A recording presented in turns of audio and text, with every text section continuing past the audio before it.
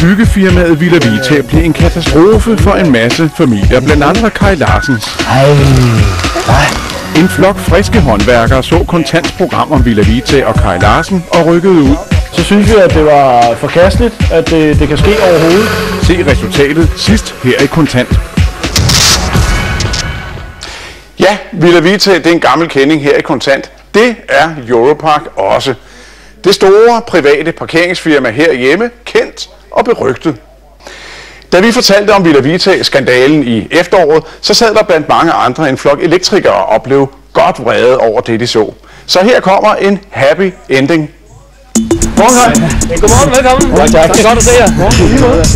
Ja, nu rykker det om sider i familien Larsens nye hus. Hvad så, boys? Men det har krævet en masse hårdt arbejde og afsavn for Rikke og Kaj Larsen. Altså, jeg synes, det har været rigtig hårdt. Hvad finder du, Jonas? Kaj Larsen måtte efterlade sin kone og 2 små børn i København og flytte til Nykøbing Falster. Du er da lidt snottet i dag, synes jeg. Kaj selv sagde sit job som pædagog op for at arbejde på det hus, som byggefirmaet Villa Vita skulle have bygget for dem. Selvom familien Larsen havde betalt det meste af huset, ja, så var huset langt fra færdigt. Sådan som huset ser ud nu her, der har vi betalt 70% af selve husets pris. Vi har cirka 40% af et færdigt hus. Ja, galt stod det til i familien Larsens hus tilbage i august sidste år, hvor Kontant var på besøg første gang. Vandet det løb ned af væggen her og fortsatte ned i isoleringen, og så det var direkte grobund for skimmelsvamp. Taget havde alvorlige fejl og mangler. Hele vejen her, og så man måtte fjerne det. Den hårde rockwoolbat, der sidder heroppe, på grund af, der simpelthen var skimmelsvamp i det hele. Ikke nok med, at taget var utæt. Døre og vinduer i det nye hus var også forkert monteret. Jeg bliver simpelthen nødt til at have håndværk til at skære cirka 2 cm her hele vejen rundt på alle vinduer. Dengang i august var der altså lange udsigter til, at familien Larsen kunne flytte ind i deres nye hus. Her vælter hjælpen så ud fra en helt uventet kant. Og vi er her for at give Kaj en hånd med alle elarbejde. 10 unge elektrikere, der til dagligt går på elinstallatørskolen på Frederiksberg i København, er taget til Nykøbing Falster for at hjælpe Kaj og hans familie.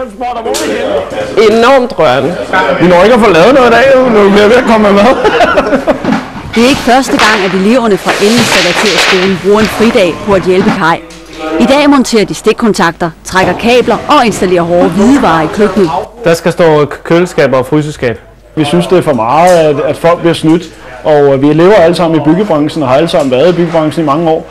Og derfor så synes vi, at det var forkasteligt, at det kan ske overhovedet.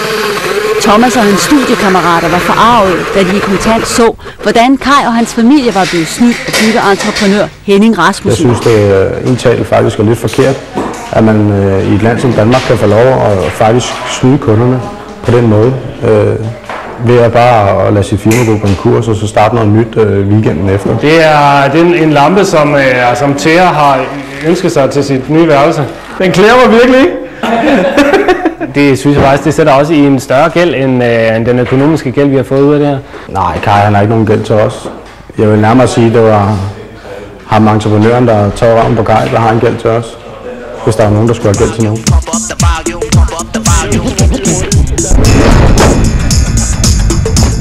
Og på lørdag er så den store dag kommet, hvor familien Larsen endelig kan flytte ind i deres drømmehus. Happy ending for familien Larsen og en tur ind til forbrugerombudsmanden til Europark. Så kan vi vist godt sige tak for i aften. Ny Kontant om en uge, tirsdag 21.25. På gensyn der.